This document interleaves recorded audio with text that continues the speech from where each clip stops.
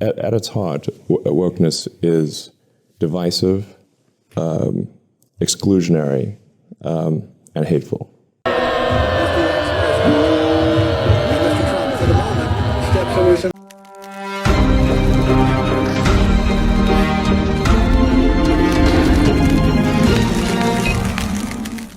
Hey, what's up, peeps?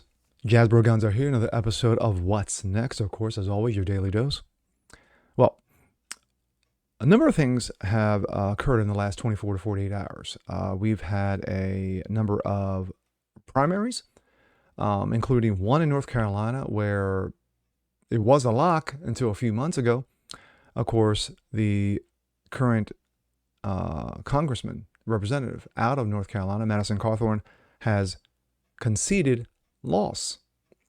And of course, you have Joe Dementia running around, shooting his mouth off, and of course, not knowing what he's saying.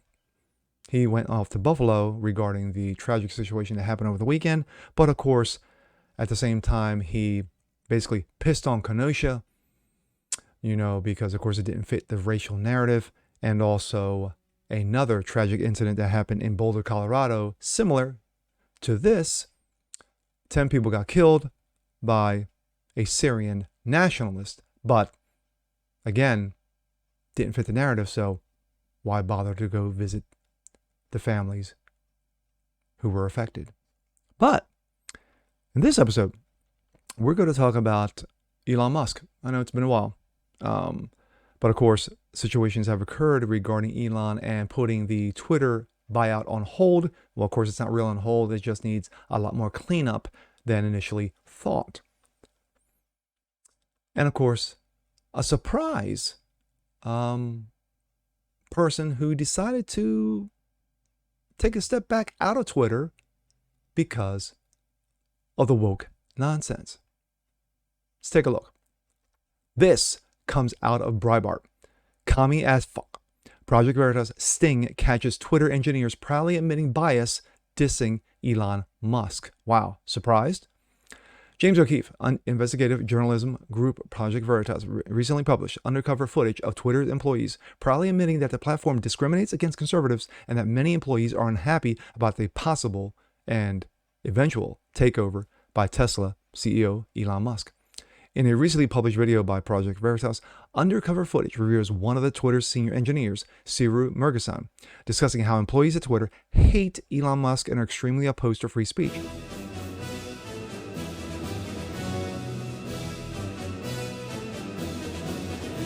Oh my. So do you think there's a difference between Twitter's definition of free speech and Elon's definition of free speech? Twitter does not believe in free speech. What do you Elon mean? believes in free speech.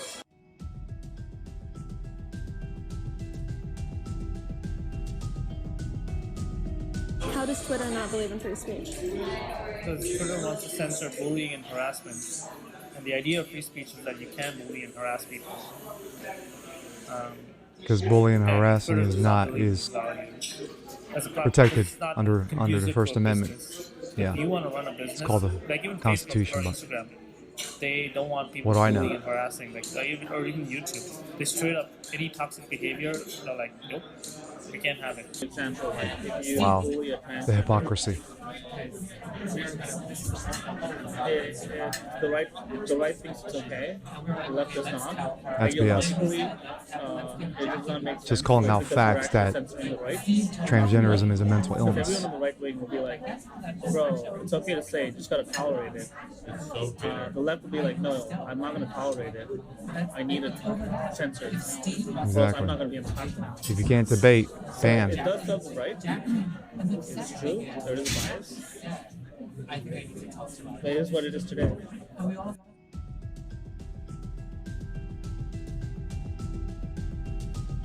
Why? They're both losing followers because the left is leaving and the right is coming back on the platform. The right that couldn't denounce the platform, they were like, hey, you know what, we're going to come back because Elon's coming in. And they're basically, Elon's an new Trump, because they had a leader, they feel more confident. Because how do people join platforms? They join because they want to look up to a leader who will protect them and give them safety.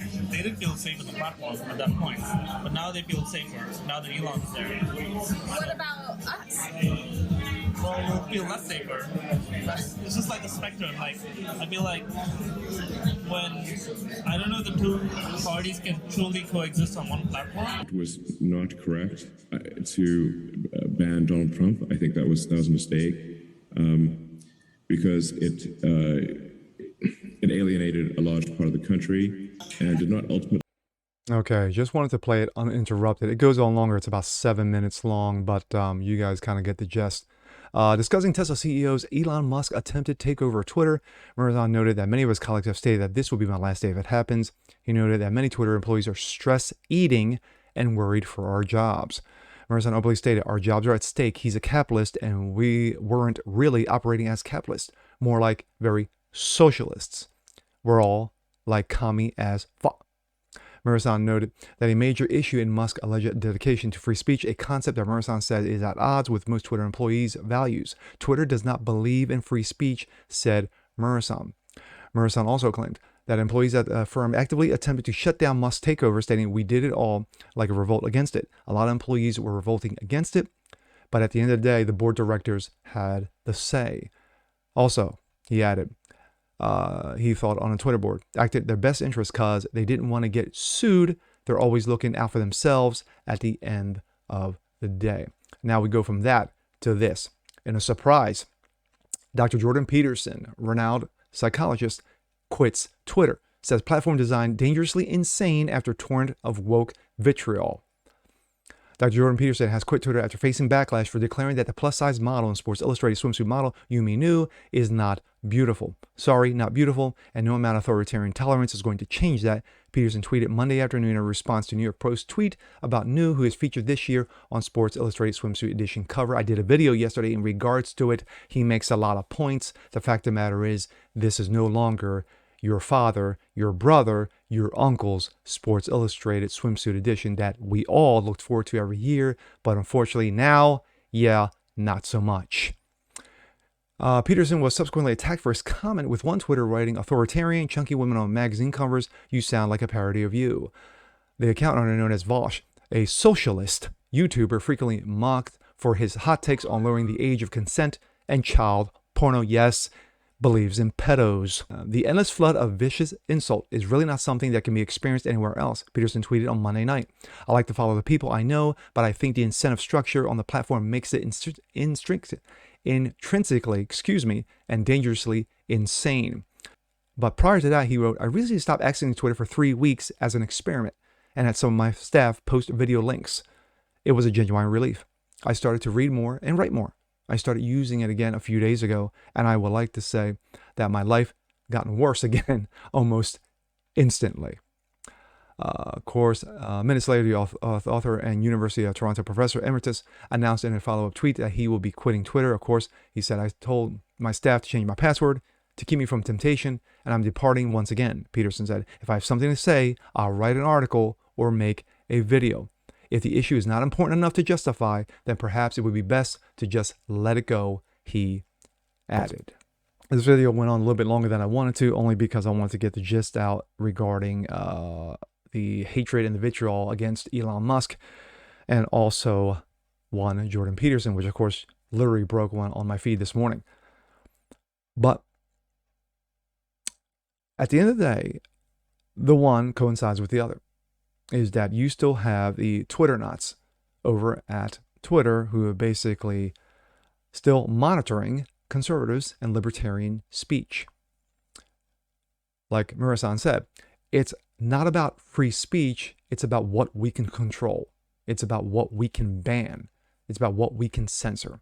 And of course, Jordan Peterson looks at it as like, well, I made a simple comment based off of studies, which of course he cites, but yet you had the woke mob come after him to a point where he's like, yeah, you know what? I'm going to bail out for a while. Now, me, I want to bail. I was like, you want to come after me? Come at me, bro. Come at me, bro. Because I tell you right now, you better pack a big lunch. But then again, like I said, that's me. And of course, I have so much respect for Dr. Jordan Peterson that he's above the tit for tat. But sadly, this is going on right now in Twitter. Even though Elon Musk is there, and of course, as we all know, that he has put the Twitter buyout on hold, supposedly, until he gets all the bugs worked out, pun intended, things like this are going to continue. Not every conservative, not every libertarian is free to just go off on Twitter. Some have been censored, some have been banned or still are banned. So we're not out of the woods yet, kids. But stay tuned because it continues to get interesting. And with that being said, I'm Jasper Gonzo. This is What's Next. Want to see more just like this? Please leave a comment below. Like it, share it, subscribe to it. And we'll catch you guys on the next one. Peace.